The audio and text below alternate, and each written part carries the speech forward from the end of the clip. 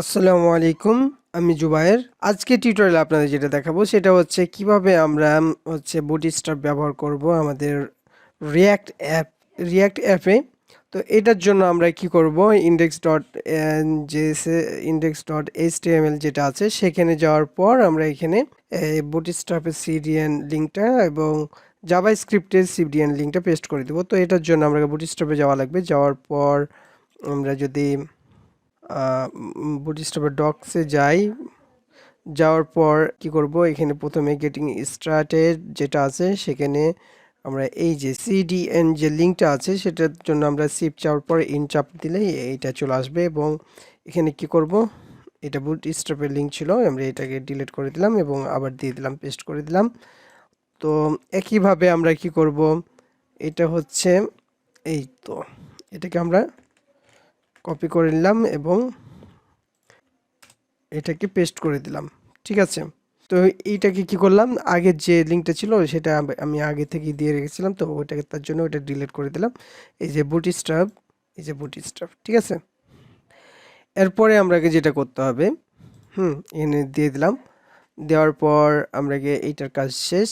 এখন আমরা যদি বুটস্ট্র্যাপের যেইগুলো আছে সেগুলো যদি ব্যবহার করতে চাই, এলিমেন্টগুলো ব্যবহার করলেই কিন্তু আমরা পেয়ে যাবো। এখন দেখেন ফাঁকা আছে। এখন যদি আমরা এখানে ন্যাব লিখি তাহলে কি হবে,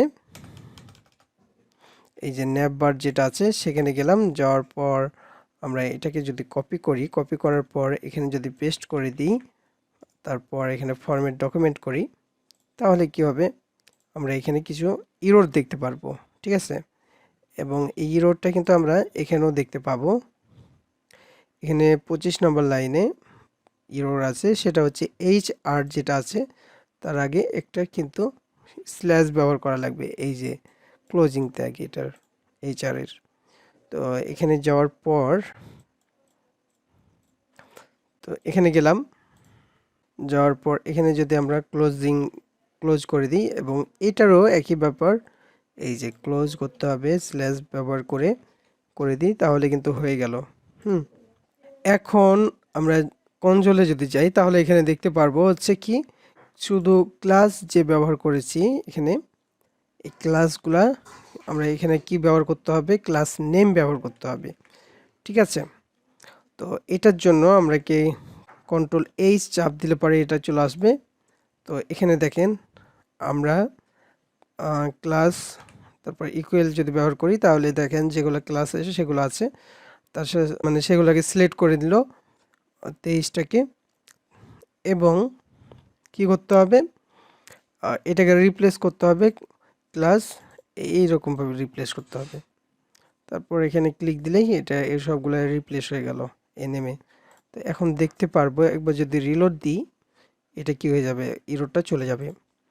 এখন আমাকে যেটা করতে হবে, এক্সপ্যান্ডটা কখন হবে, এক্সপ্যান্ড LG লং ডিভাইসে, তো আমরা MD করে দিলাম। তাহলে এটা কি এখন দেখতে পারবো, ছোট ডিভাইসেও এটা এভাবে দেখতে পারবো। ঠিক আছে, তো এভাবেই আমরা কি করতে পারবো, বুটস্ট্র্যাপের সকল ইগুলা ব্যবহার করতে পারবো। যে এই যে দেখেন প্লেস হোল্ডার, তারপর অনেক কিছু আছে, মরালস, তারপর এখানকার সব কিছুই আমরা ব্যবহার করতে পারবো। ঠিক আছে, তো আমরা বুটস্ট্র্যাপ দিয়েই আপনাদের এগুলো তৈরি করে দেখাবো, মানে আমরা ডেভেলপ করে দেখাবো। মেন কথা হচ্ছে আমরা বুটস্ট্র্যাপ দিয়ে আপনাদের ডেভেলপমেন্ট করে দেখাবো, তারপরে আপনারা কি করবেন, আস্তে আস্তে সেগুলাকে কাজে লাগিয়ে নিজের মতন করে ডিজাইন করে নিতে পারবেন।